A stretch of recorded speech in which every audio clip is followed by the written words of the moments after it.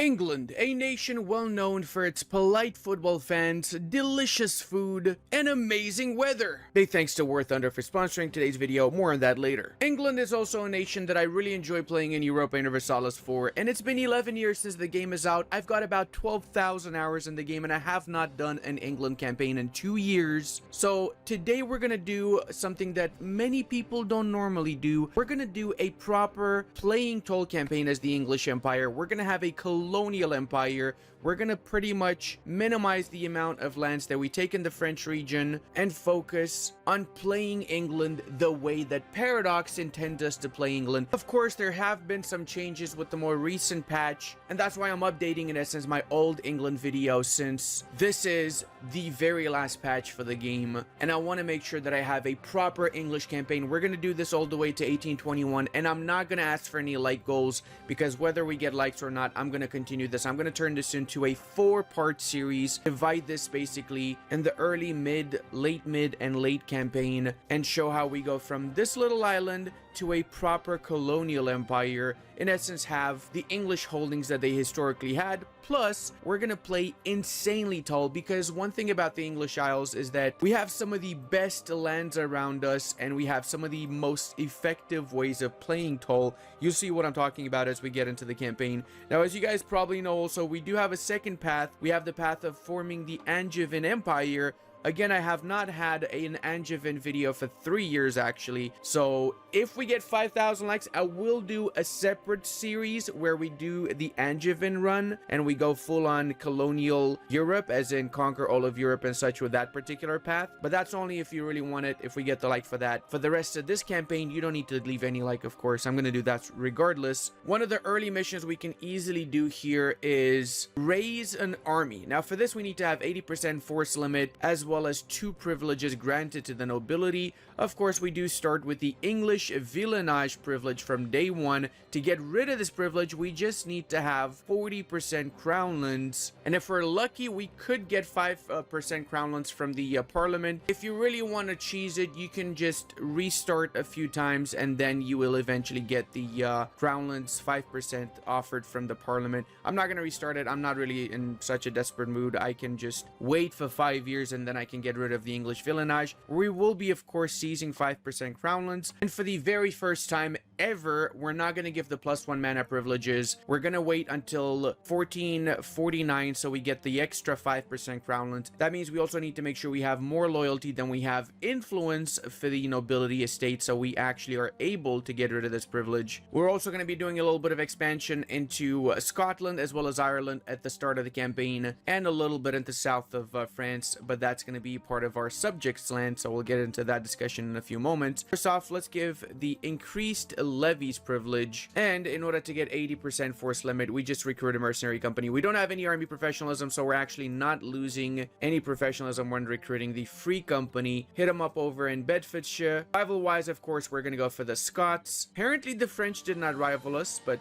doesn't matter because we're gonna have to fight them anyway. Burgundy is gonna be a rival, and of course the French. As for the parliament debate, there's a few decent ones actually. I'm gonna go for the stability, however, because it's just 1 free stability, so we can do a few of these quickly. Starting off from day 1 with 1 stability is a huge deal, because we do start with very little mana points. We got 28 admin, 70 and 28 because we have basically no mana generation. We start with Henry VI Lancaster, who's a 000, and because of the national focus that we currently have, we basically have close to no mana generation. It's one of those moments where giving the +1 mana privileges would make a massive difference, but we're still not doing it because we really want to get rid of the English villeinage. Let's give the rest of the privileges though. Remember though, the more influence you have, the less crownlands you get from annexing provinces. But like I said, we're going to be playing toll, so that's not going to be much of an issue for us. We're not going to do too much expansion early on. Also, guys, make sure you do pay close attention to this video, because if you are trying to do a serious run as the English, there's a few changes that have occurred in the more recent patch, and it does make a big difference following up with what I do in my particular video. Obviously, we're going to give the religious diplomats clerical education, monopoly on wine. That's right, for the first time ever, we're giving out a monopoly, which gives 1 mercantilism and 42 wine wine production. You'll see in a few moments why. And we're going to give the clerical advisory council so we get cheaper advisors. We're going to do the same here, aristocratic counselors and grand court positions. Whilst for the burghers, patronage of the arts for the extra prestige is actually going to make a big difference. Commercial advisory board, private trade fleets, because we will rely a lot on our fleets, and of course burgher economic freedom with burgher financial demands. Now this has set all three of our estates above 50% loyalty, but the burghers have slightly more loyalty equilibrium than influence, so we're not going to summon the diet. If we do, that's going to give them 5 influence, and we do not want them to get the 5 influence for 20 years. Now last but not least, we also want to give the exclusive trade rights for the burghers. Not only will this make developing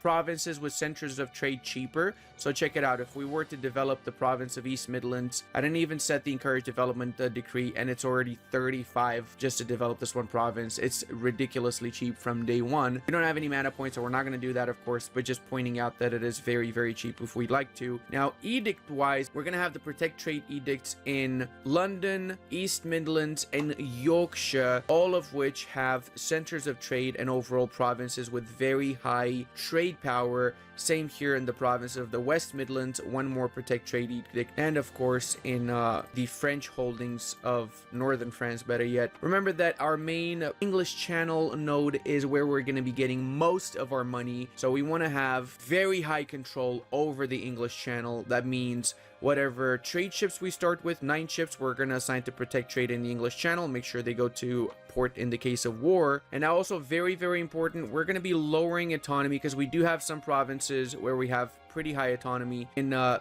province of Maine as well as the province of Alençon. After that's done, we are going to check the trade good map mode. You see here we only have 2 provinces that have wine production. Now these 2 provinces are all of our wine production. What we're going to be doing is we're going to be releasing a nation, namely we're going to release Gascony, which has both of these provinces, but it also has cores on half of the southern part of France. So once we feed them all of these cores from the French, we're gonna have a fairly strong subject in France that we can use as a buffer in the future. Remember, we're not going for the restoration of union on France because this is not an Angevin run, it is a regular English colonial / playing toll run. One more thing I'm going to do is I'm going to be deleting these fortifications we have in the northern parts here because that's just free war score for the French whenever the war starts. We don't want to give them any free war score now, do we? Also, if possible, we should get alliances with the Castilians and the Austrians. In my particular run, I have both of these nations as available allies, and we also just lost the monopoly on wine privilege because we don't have any more wine producing provinces. All of our wine producing provinces have gone to Gascony, which means we got 42 ducats and 1 mercantilism for free from that one privilege, and the privilege is gone. So that's pretty sweet. I've also exploited the manpower development in Maine, and I'm going to keep it as that. Now we can raise the army, which in turn means that we get a permanent claim on the entire British region and a subjugation CV on Scotland. If we go to our diplomatic map mode,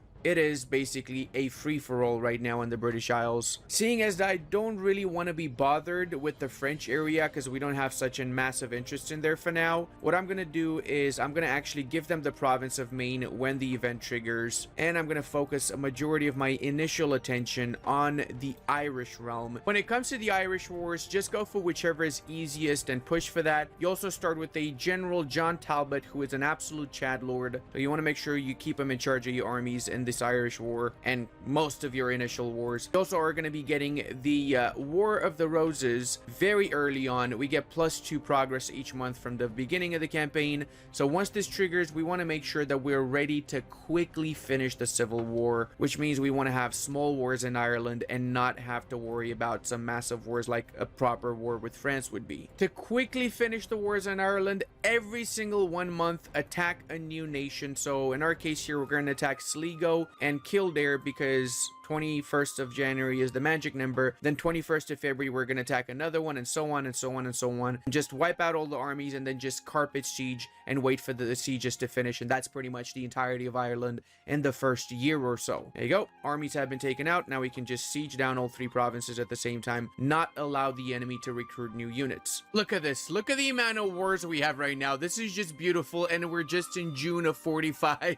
Now, as soon as the nations get sieged down, we're going to just flat out fully annex them. We need to finish these wars as soon as we possibly can, so let's do what's left here, namely Leinster with the Munster and Desmond with the Britain. There we go. 2 more nations have been fully annexed. Take note, I am not coring any one of these provinces. Make sure you do not core either. You'll see in a few moments why we're not coring anything. Very, very important that you follow up with this. Before we continue, big thanks to War Thunder for sponsoring this video with over 2,500 tanks, planes, helicopters, and ships from 10 major nations. War Thunder is the most comprehensive vehicle combat game ever made. From biplanes to fighter jets and main battle tanks, immerse yourself in intense combat with realistic graphics where over 70 million players worldwide fight it out in epic PvP battles.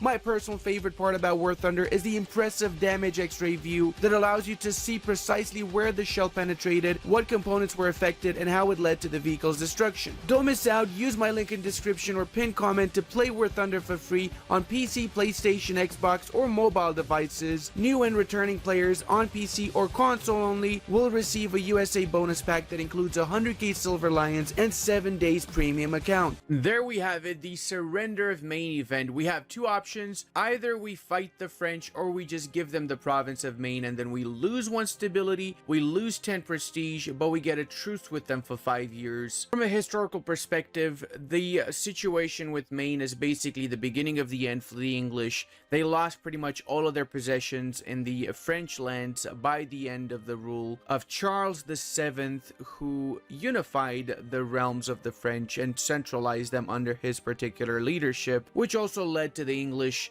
having to look for other lands around the world and basically establishing eventually their own colonial empire as consequence. Seeing as we had promised them to give Maine in exchange for accepting the Treaty of Tours in May of 1444, which established the truce between the French and the English for a short amount of time, if we are to not give them Maine, we would be considered the aggressor, so our allies would not be called into a defensive war. We would have to fight the English and their allies on our own. Plus, we also have the War of the Roses around the corner, so we don't want to do that now. We're gonna give them Maine. Also, I know what you're thinking, Ludi, why didn't you just sell Maine to Britannia or anyone else like that? We could have done that, that's true. But I also wanted to get the event to pop up, and I don't really care much about the 1 stability. This means we now can change our destiny and click the 100 Years' War. We can keep the British missions, or we can go down the Angevin path and not be able to form Great Britain. Of course, we're gonna go for the British missions. It also gives us some temporary bonuses as well. Now, the 5 years that we get truce with the French is gonna be enough to centralize our situation in the British Isles and then get ready for the war to grab the southern part of France. Now pay close attention, guys. We will be co-belligerating Brittany. We're not going to co-belligerate the Scots because that would bring in Burgundy and France. So the reason we did that is because we're going to try and go make the Scots bankrupt before we even properly fight them. We're going to focus a little bit on the Britons so we can quickly piece them out in the meanwhile, and it will take the Scots a while to siege this province down. We're going to set up the defensive edict. That way it's going to take even longer for them to siege down Northumberland, the time that we need to focus on everything else around here. There we go. That is the end for the Breton troops. And we also can attack Ulster, which is only allied to the Scots, so we can quickly piece them out since we don't need to fight the Scots for this particular war. Oh, 100 admin. That is godsend. Literally godsend. We can get back to 1 stability now, but I'm not going to do it. Not yet, because we do have a lot of overextension. So we're going to do that after we finish conquering the entirety of Ireland. Oh, the last jousting tournament. About freaking time, sir. Architectural development. 100 ducats in exchange. We get a lot of mana points. Is this unique British flavor? Because I do not remember this event from before. Looks like the Swedes are looking for their independence to get supported by someone. I'm not gonna do that though, because I like Sweden not to get too strong before I get the rest of Scotland and the Orkney Isles. Sweden does have a tendency of just grabbing all the Scandinavian parts once it gets independent, and I like to delay that for as long as possible. All right, let's go ahead and attack the Scots. Boom shakalaka. Goodbye, Scotland. Get out of my my lands. We got 1 stability. Okay, we're getting a lot of really good events. That's actually crazy. By the way, guys, if you want the save game, I'm gonna make it available to everyone. You just have to join my Discord, and that's pretty much it. And read the rules so you get the access to the part of the Discord where you see the saves. We do have 2 options here. We can go for the House of York, or we can go for the House of Lancaster. They're honestly about the same. I'm gonna go for York because this particular leader is slightly better, 415, I guess. And the main idea now is that we need to make sure we wipe out all the rebels as soon as we possibly can. Seeing as it's only 52 aggressive expansion to make the Britons my subject, I think I'm going to do so. Not worried about the coalition because most of the nations within this particular coalition either have a truce with me or are just nations that will not exist in a few moments. I'm looking at the Irish lads. Hey, we got some rebel leaders. That's awesome. So we can get some legitimacy from that, or we can get some national. I'm going to go for the legitimacy, obviously. Now, we have managed to crush all of the rebels, but the problem is that we have not yet captured the Pretender. We need to just destroy as many rebel armies as possible until we get the event that says that we've captured the Pretender, and that's when the War of the Roses finishes. Also, we are getting a lot of war exhaustion because we have the call to peace from both Leinster and from Desmond with the Scots. So what I'm going to do is I'm going to barrage the fortification in Munster just so I can more quickly take this particular province and peace out all of the Irish, essentially. The Pretender has resurfaced. All right, well, this time hopefully we managed to murder his butt. For Christ's sake, Munster, can you stop it? Stop it. You have a problem. Just fall already, for Christ's sake. Looks like the war is over. We managed to capture the Pretender and we got 1 stability from that. If I was smart, I could have boosted up myself once, so then I would actually have +1 stability after that event, but I'm not very smart, obviously. All right, we also can make Henry Tudor our heir, and then we get 1 stability. There we go. Now, this is a very special heir because he did not exist in 1450. He was actually born in 1457, so he should not be 24. He is the founder of the Tudor dynasty, which lasted for about 100 years in England, and he was technically known as Henry the 7th, so kind of sus that we already have a Henry the 7th. The leader of the Yorkists would have been Richard, who died at the Battle of Bosworth. This is the guy that you guys probably have heard was discovered in a parking lot recently. That's the guy technically that should be in charge of our country right now. We also can get the Royal Court mission done, which gives us 5% crownlands, which means we got up to 39% crownlands. So once we're at peace, we can basically get rid of the English villenage privilege. We technically could do that now, actually. We just need a little bit more so we can develop some provinces a little bit. Let's go with that. See which provinces is cheapest to develop. Lincolnshire. So we can go and we can do this. Change the decree to encourage development, and 25 mana to develop this. We can go once, twice, 3, and is that enough? 1 more time we need. Remember that every single time that you develop a province, you get 0.2% crownlands. So us having 40% crownlands now means we can get rid of this privilege. Boom. And now we can just focus on our little war. Seeing as we're also on a rush, we're going to barrage the fortification in Dumfries too. We're wasting a little bit of our mana points, I am aware, but it's fine. After these initial wars, we'll be fine. We're not going to have too many wars afterwards. Can also do the War of the Roses mission, which is going to give another 1 stability. We're literally swimming in stability right now, like quite literally swimming in stability. It also gives aggressive expansion impact -10%, which is huge because it's going to allow us to take a lot more things in the nearby future. Now, we have completely drained the manpower of the Scots, so I'm not too worried about them rebuilding a massive army anytime soon. Okay, I'm just calling it. It's ridiculous, all right? It's just freaking ridiculous. Why are these fortifications not freaking falling, man? Just fall already, Dumfries. Fall, please. You're at 70.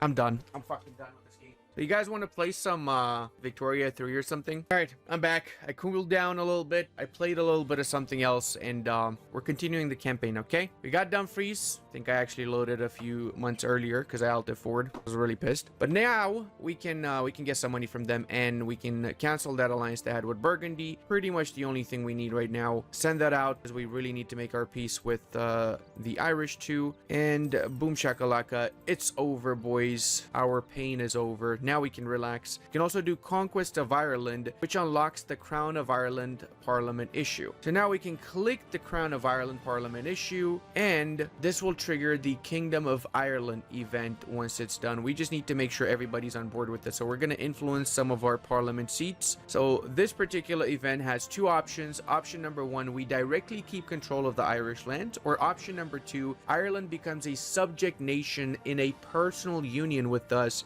and until the end of the game we get diplomatic relation +1, unjustified demands -10%, as well as some admin and diplo power. Obviously this is the right choice because you get to keep the diplo relation until the end of the game. If you really want to, you can also give the strong duchies privilege because you have more than 2 subjects now. So we have 7 diplo relations. We're not over the diplo relation limit just yet. Also, we're going to give the +1 mana privilege for admin and for military. I forgot that for burgers, I wasn't supposed to give the exclusive trade rights because I need it for the mana privilege. So if you're following along, don't give this out. Give the +1 mana privilege. Give this one out a little bit later. Not now, when you need it, when you need to develop, basically. We also can go for the staple port in Calais. That's going to give us 10 mercantilism, which is huge because we want as much mercantilism as possible to get a bigger chunk of the English Channel node. The way that mercantilism works is it basically doubles down on the provincial trade power that your provinces have. I do not have enough manpower to reinforce my whole army, so I'm just going to properly consolidate these units, and I'm going to recruit some mercenaries for the war with the French. Let's check what kind of alliances they've got right now. They're allied to the Papal States, and they're at war with Provence in the excommunication war. That's fairly okay for me. I'm going to bring all of my soldiers into the French realms now to get ready for this war. And I'm also going to be recruiting the Grand Company in the province of Caen. Ludi, it's called Caen, bro. What the hell are you talking about, man? Shut up, nerd. We're going to set our war target as the province of Toulouse. Make sure we go for the reconquest of Core. And we're going to call in Austria. We're going to call in the Portuguese. We cannot call in Castile because apparently they've got great attitude towards the French. But I've been currying favors with both the Castilians and the Austrians in the hopes that they would join in. I actually didn't pay attention. I didn't know that the Castilians are friends with the French. Probably would not have even gotten the alliance if I knew that. Now, it's very important in this war that we keep our units close together. The French do have extremely good units, way better than ours, so we don't want to get ourselves stack wiped. We're also going to ask our subjects to attach themselves, so supportive attitude. That way they attach to whichever army we ask them to do so with. Honestly, just winning small engagements left and right is the proper way to approach a war with the French. You're not going to win it easily, but just take out the small stacks whenever you find them. Also, take the war goal. So in our case, we have to take the city of Toulouse here in order to get the passive war score going. We don't need 100% war score. We just need enough to feed Gascony their provinces. And we're going to take back our provinces in Maine as well. There you go. That's another 5,000 down. 1 trillion Brazilian more to go. Well, this is proving to be a little bit more difficult than I expected initially. So we're going to recruit more mercenaries. Time for the Forlorn Hope company that's known from Skyrim. Okay, that's the only place I know Forlorn as a word from. All right, we managed to get Paris. That's a big step. Problem is that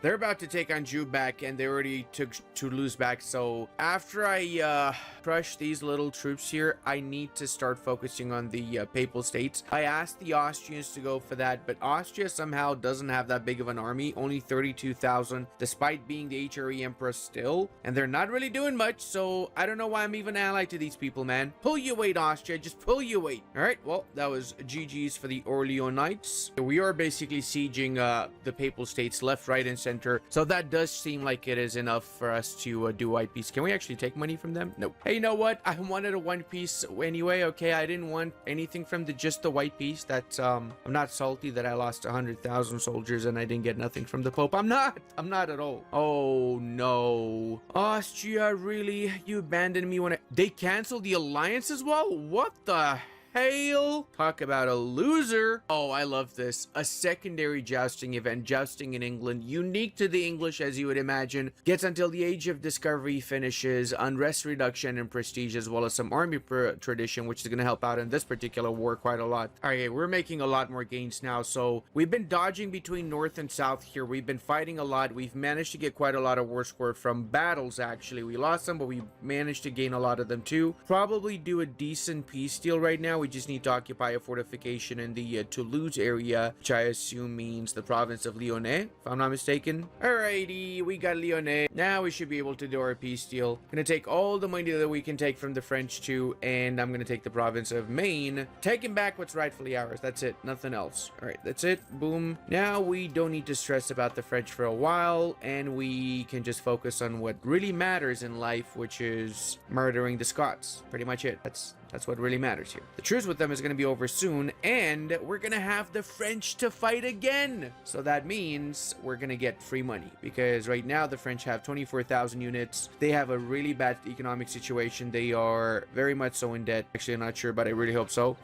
And it also means we can use the money that we got from the French to get institution, military tech 5, admin tech 5, and now for the first idea set, we're gonna go for exploration ideas, because remember, I'm gonna go colonial. We're going full on historical gameplay, playing tall and having a colonial empire at the same time. We're just getting a few possessions in the mainland as buffers between us and the Europeans, nothing more. We're not gonna take more than what we already have right now, maybe just a sprinkle of a couple of other provinces around, and that's pretty much it. Now we can do also end the French conflict now, since we have 20 provinces within the French lands, as well as abolish villeinage, because we don't have the villeinage privilege anymore, and we don't have any rebel armies. This means we get development cost minus 10% for 25 years in prosperity growth, and we have the new nobility privilege, expand copyhold tenure. This particular privilege gives production efficiency scaled with the amount of land owned by the nobility, as well as national tax modifier plus 10%. So it's actually a really good privilege to give out, not only early in the campaign, but throughout the entirety of the campaign, in my opinion. You can sell some titles to see some crownlands after, which means we still end up with above 20% crownlands, and we have a ton of money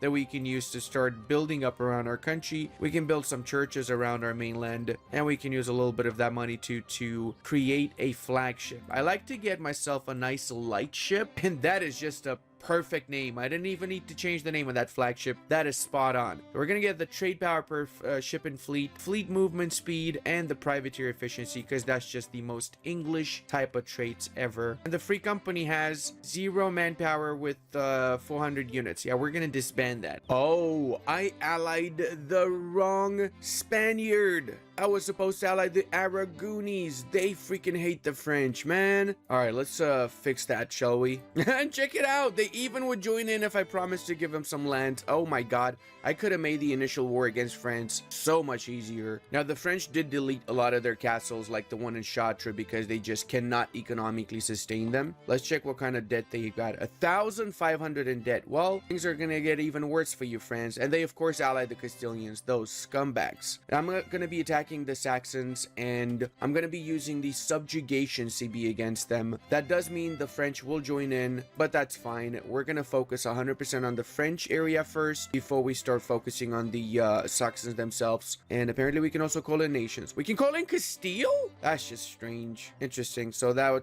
basically cancel their alliance that they have with the Castilians, doesn't it? Well, I guess so much for the French Castilian friendship alliance. We're gonna try and make this war as quick as possible. We don't really want to grab any land from them. We just want to have the money, so we're gonna go flat out 200 or 670 ducats, as well as war reparations and humiliation. We gotta humiliate them too, so I guess we will go for a little bit of a longer war. Actually, we're also really struggling with our diplo points. We're not getting as many, and I feel like maybe, just so maybe, I should go for another idea instead of exploration ideas first, seeing as I need diplo points to catch up with my technology. Maybe I can go for aristocratic first and go for diplo second. Okay, we're making super fast progress over the English realms now. Let's go for Anjou. Once we have Anjou, we're gonna go for Verdun, and that should be most of the war score that we need against them. Now, I know some of you guys might be wondering, Ludi, why do you not have the green screen? What's up with the whole background thingy lingamading? See, guys, I actually did something that most people would love to do. I traveled back in time, and I'm in Romania for a month, so I get to experience the 1400s again. That's right. Not only am I playing in the 1400s, but I'm living in the 1400s right now. Did we just take that at 14%? Holy shit, that is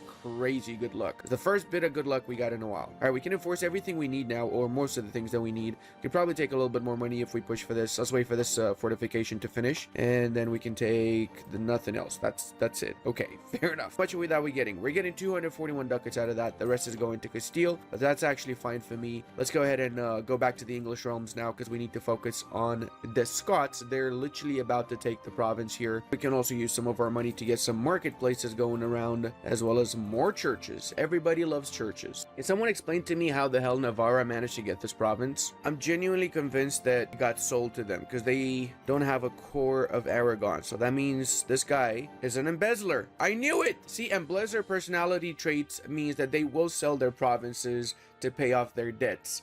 That's crazy, man. That's why I really love in this game bordering embezzler characters. It's just the best thing ever when they randomly sell you a really good province like Navarra just had here. Another day, another parliament is assembled, and we're gonna go again for the one stability. Considering it would cost us 230 right now to get one stability, this is quite literally us getting 230 free admin power. Oh my god, is that William Wallace in charge of that army? What the hell, man? 4 fire, 6 shock. I am scared. I'm literally officially scared right now. Okay, no. We're gonna bring all of our units here, because that is just crazy, that guy. For freedom! And by freedom, I mean, okay, he wasn't actually that good. He genuinely got his ass kicked. We stack wiped that entire army. Okay, yeah, might have the pips, but he doesn't have the spirit, clearly. Also, we managed to get 3 allies with 150 relations and 200 development within Europe. So we get 10 favors and trust with every ally that fulfill the mission's requirements now, as well as some prestige. You guys probably also noticing that I'm paying very little for my armies. That's actually because before military tech 7, mercenary units are significantly cheaper than regular units, right? The problem is that as you progress in military technology, every single military technology increases the maintenance cost of your units by 2% for regular soldiers and by 8% for mercenary units. So that's why, despite mercenaries starting off cheaper than regular units at the tech 0, technically, after around military tech 7, they start getting more expensive than regular units. So around military tech 10, 15, mercenaries are about 2-3 times more expensive than regular units, which is why you want to phase out mercenaries as you progress in your campaign. But early in the campaign, like right now, I'm literally using mostly mercenaries, and I'm having a great time with it. All right, we got Lothian, so now we can peace out as Escuts. Of course, it's going to be classic English vassals and a little bit of money, whatever we can get. Nobody gives a single schnitzel about this, so they're actually pretty much okay with it. Welcome to the fray, Scotland. Subjugation of Scotland. We get an offer sent to the Norwegians. We offer them 200 ducats. In exchange, they sell us the provinces of Orkneyar. We can do this later. Now, the thing is, if we don't have great relations with the Norwegians, we want to do this later, because we should have above 100 and something relations with them when we click this decision. We also have unification of the Isles, because we've got all the provinces under our control now. This will unlock the Act of Union Parliament issue. This particular Parliament issue does require Admin Tech 10, and that's exactly when we will be inheriting the Scottish lands and forming Great Britannia. As our naval doctrine, I am going to go for the ship trade power plus 33%. We have a unique English one, but I like the ship trade power a lot more personally. There you go. It literally increased our English Channel trade power by 3% just going for that one doctrine. Also going to be offering knowledge sharing to the Castilians, which have yet to discover Renaissance, and that's just a little bit of extra income we can get from them. We can, of course, also sell some titles if we want to, and that's going to give us quite a bit of money. You know what? I think I'm going to do it, because that way I can also revoke the exclusive trade rights of the burghers, and we're going to seize lands, which means we get some rebels, but it's not the end of the world. We can easily get rid of these rebels, and we can use the extra money to build more churches. It's a churchy church land, guys. Very much so churchy church. Oh, prospering times in Man. Hails to the Let's go for the local trade power. That's going to help out massively, because Man is actually part of the North Sea trade node, so we want to get more power in the North Sea. We went up to 52% trade power in the North Sea. If we set the protect trade edict as well, it's going up to 66 trade power from this one particular province alone. And once we have positive relations with the burghers, we're also going to get more, because now it's reduced by 11%, since the burgher economic freedom privilege lowers our trade power if we are below 30% loyalty with them. which we are right now. I am also going to go for the ahead of time technologies here. This way we get some extra innovativeness. At 100% innovativeness, we're going to get all power cost minus 10%, which is huge. All right, we did make a successful purchase of the Orkney Islands, since we do have a lot of relations with the Norwegians now. And I'm ready for the next war against the Burgundians. We're going to be trying to go for the Picardy area. If we pay off the debt of Aragon, we can get them in the war, but I don't care about it that much. We can handle the Burgundians alone even. Hey, we can also build workshops now to make even more money. That was the fastest siege imaginable. Oh wow, the AI is properly assaulting forts now. What? That's crazy. And yes, I'm aware they've been doing that for like 3 patches. We literally wiped out the entire army of Burgundy and allies. So of course, now they're gonna give us the white piece, or even some money actually. I'd say we're pretty much golden now. We can take the provinces we want. We can release Flanders and get some money in the process too. And we release them because they're not a part of the HRE, so it's gonna be easy to attack them and take them out later down the line, because they do have provinces in the English Channel that we want. It seems like the Burgundians managed to get rid of Charles. That's not really good for me, because I really needed the inheritance to happen. But I mean, there's not much we can do about it now, so I guess we're gonna have to manually take all of these provinces one by one. Gonna be a little bit more difficult, since they're probably gonna stay as PUs of Burgundy now. Oh, we got 5 Crownland ownership. If we got this from the day 1 of the campaign, it would have been such a much better campaign overall. Man, I hated when my allies called me into their wars. Why do I need to help you out, huh? Also, we just got the Royal Navy done, which means we now have access to the Exploration Act Parliament issue, as well as permanent claims on a lot of islands in the Mediterranean. Now, if we do get these islands that are highlighted right now with the hash on the map, then we get claims on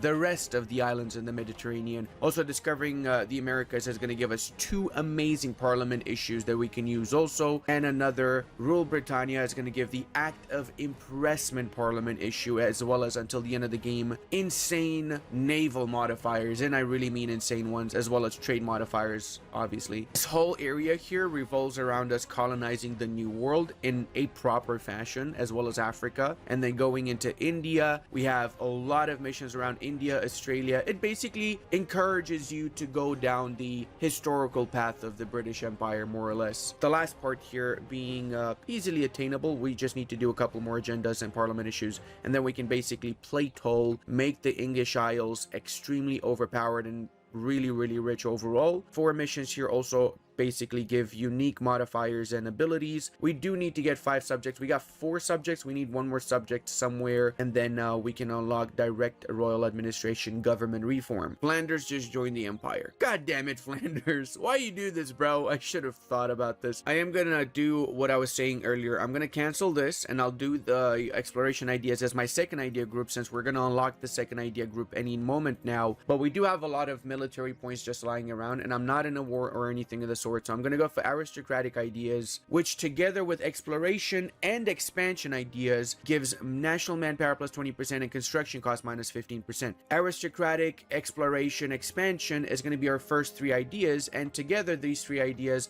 will allow us not only to super fast colonize the world with a lot of colonists and bonuses towards it, but it also is going to give us a lot of manpower. It's going to give us construction cost reduction, so that means that we're going to be able to construct for significantly cheaper and play toll whilst we're colonizing the world. Pretty much the ideas you should be going for in a proper historical British Empire run. I mean, check it out. We're paying 78 ducats to build our buildings now, which is fairly cheap, so we can build one every 3 months now. I'm going to attempt to get a province from Morocco if I'm able to, the province of Sale, which is going to increase my colonial range, obviously. We are short 1 diplo relation slot, so now we have 8 out of 8 that we need. Plus, we can do another one of our missions if we get 1 more mercantilism, so I guess it sucks doing this. Well, maybe I can just do a monopoly instead of doing that. Yeah, let's go for that. We'll do monopoly on wool. That's going to give us 1 mercantilism, so we can do issue the royal warrant. This unlocks the burgher autonomous trade companies, as well as the royal charters government reform. Now, that is a tier 8 government reform that allows us to establish trade protectorates, which is a unique type of subject to the British, go down the Great Britain path. Once we get the European trade mission done, we also have 2 more parliament issues issues, mercantilism, and active free trade issues. To do this, we need to have a little bit more trade power around Europe, so we're going to work on that throughout this particular campaign. All right, let's check it out now. So we also are blockading the Gulf of Almeria, which is giving us a little bit of extra war score with the Grenadans.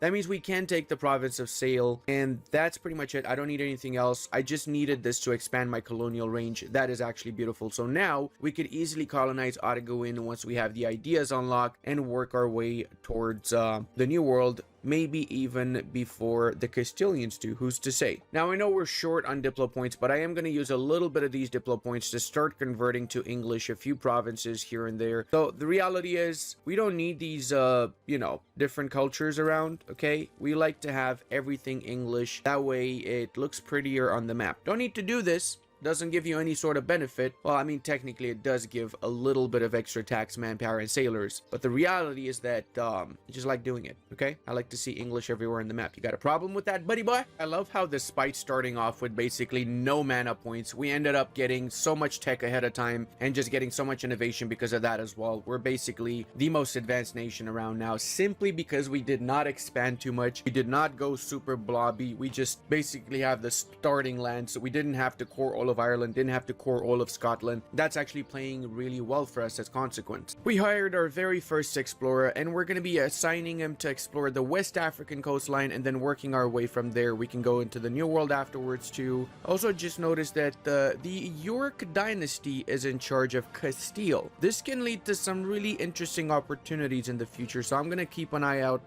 make sure they maintain their Yorkmen. Also, some other cool stuff happening is Brandenburg managed to win a war against Bohemia, and they grabbed a massive chunk of Silesia and most of Lusatia too. I'm gonna improve relations with them for no reason whatsoever. Oh, hold on boys, I just realized we can get some maps from the Portuguese. North Atlantic, yes please, worth it for the 15 prestige. Let's see what we see now. Oh yes, oh look at that, we got all the way vision into Greenland, voted least green area in the world. The whole thing is pretty much just one big icicle, really. There we go. Culture has all of a sudden changed in parts of our country. Not sure why. I guess the people willingly chose to become English, didn't they? Whilst we're doing all of this exploration and not really conquering anything, we're at the same time building as many barracks, as many workshops, as many churches, and so on that we can. Our ships are giving us up to 67 trade power in the English Channel, but we probably could get more than that if we want to push for it. We also want to upgrade these to level 2 centers of trade, so I guess I'm going to save up my money next to just upgrade my centers of trade. I'm also going to be starting my golden era. This is going to make every single power interaction 10% cheaper, so as consequence, as you can see, we can go for our military tech 7, which means we now have access to artillery units. The French have been having artillery since the start of the campaign. It's only fair that we get some as well, right?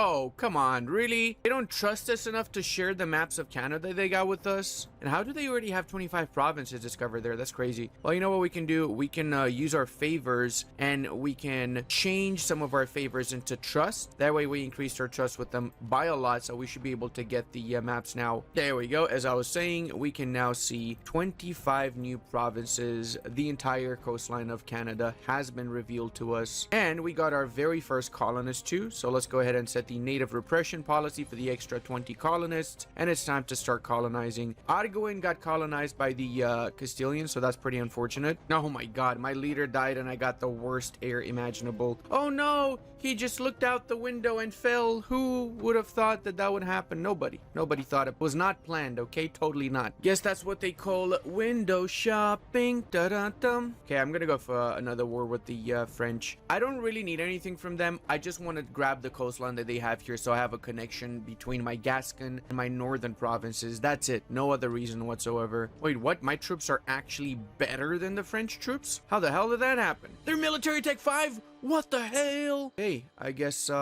they've fallen behind a little bit. When you think about it, this is basically the precursor to the World War I, isn't it? Conflict of all of Europe, pretty much. Well, technically that was the League War, wasn't it? The Protestant League War. That would have been the 30-year war, would have been World War I. Holy mother of God, I just saw Aragon grab the entirety of the coastline of Tunis almost, with the exception of Bizerte. Aragon's literally trying to restore the Roman Empire all by themselves, aren't they? You guys want to see how bad my luck is? Check it out. So our colonial range is 240. and this province is 241 distance away. Do I want to say I hate the game? No. Am I pissed? A little bit. Hey, look at it from this perspective. We can now do the House Divided mission, which means Parliament debate chance increases by 25 and decision by 10%. Also, estates will no longer raise any rebels when their land gets seized if they have below 30 loyalty. So we don't need to worry about rebels ever again when seizing lands from the estates, which is huge. To get this mission done, we just need to get more trade power in the Delaware Bay, which is North America area, basically. This one, we need 20 manufactories. That's going to give until the end of the game goods produce modifier and some development. That's actually pretty huge. This one, basically, we can do right now. We just need more prestige, 75 prestige, and then we do English Renaissance. And London gets the Globe Theater, which offers idea cost minus 15%. That is holy shit. That is actually insanely OP. 15% idea cost reduction. So if you mix that in, if you stay Catholic and you bring in Rome, and then you take the monument and the Mamelukes, and then you take the New World Native monument, you can literally grab ideas. If you mix everything in for like 15% of the cost, that's like an idea you could get for 60 mana points. We also want to do this, expand the navy, which is going to give us the unique man of warship for the English. I have been cycling my advisors in the hopes that I get one that increases my colonial range, but I wasted a lot of money and nothing so far. So what I'm going to do is I'm going to be exploring the American East coastline, because I might be able to just directly colonize the Brazilian area without having to colonize into Africa first. Alrighty, boyos, time for the pistol. How much money am I getting from this? I am getting a whole 200 ducats. Oh my god, I am so rich right now. It is unbelievable. Pour all of this stuff up, and that's gonna be the last war in the French area. We're not gonna bother with them again. We're just gonna attack Burgundy so we get some more provinces within the English Channel node, and that's pretty much it. Oh god, Joust Champion. Okay, is this gonna be bait or not? Let's see. Please give me a good one. Please give me... Oh, that's mega bait. 3 fire, 1 shock, and 5 maneuver. Are you serious right now? I wasted 25 legitimacy for that. Holy schnitzel, dude. I've been trying to get a freaking colonial range advisor for like a trillion years. Finally, we got one. Let's see what's our range now. 272. So that means we can reach Africa. Can we reach North America though? It's 272 and it's 285 for there. What about Greenland? Come on. 3 points, really? Well, that means we're gonna have to go into the African ports. So let's get an army ready so we can go murder, so we can pacify the region. Holy mother of God, 636. Thank you so much. Okay, let's give him a proper English name. Chadicus Maximus Skibidonium. Chadicus, please, whatever you do, do not freaking die. Don't go near windows, and especially don't go hunting. Yes, I disinherited like 3 heirs to get this one, so yeah, we are not extending that monopoly. I'm gonna sell some titles so I can cancel the monopoly. We end up with 17% crownlands, so we're gonna have to either seize some crownlands quickly, get some provinces, or just develop provinces so we get above 20% crownlands again. The Scots are a little bit disloyal, so we're gonna pay off their debt, and that should make them loyal again. And with all the newly found money, we're just gonna be upgrading provinces, centers of trade. All of the centers of trade, we want to make them level 2 if we can. We do need to develop these provinces a little bit to do so, so let's go ahead and develop. And oh my freaking god, 21 mana to develop this province. That is just crazy, brother. 21 for this. I'm honestly shocked. It's down to 20 now after we upgrade the center of trade. Holy schnitzel. Okay, let's see if there's anybody here. Nope, no one. Okay, well, that's perfect. So now let's get a claim next to us, because we really want to set up some trade companies. Of course, we're going to take all the provinces by the coastline here that are part of the Ivory Coast, and after we convert them to our religion, we're going to make them into an Ivory Coast trade company for the extra merchant. Now, one thing I regret is not converting this province to my culture before we had the event, because now this is not an accepted culture and it's super expensive to convert it to my primary culture. It's so annoying. Oh, we're seeing a lot more of the New World as well. Holy schnitzel. It's a big world out there, isn't it? And it's all ours. Soon, it's gonna be anyway. Oh, would you look at that? The Moroccans managed to do their mission, which gives them the province of Tuat as their own. That's that little province that connects them to the West African parts. Gaboo! Gaboo! Gaboo! Gaboo! Gaboo! I was just like repeating Gaboo continuously, and my mom came in the room and she's like, "Are you okay? What's wrong with you? Are you going crazy?"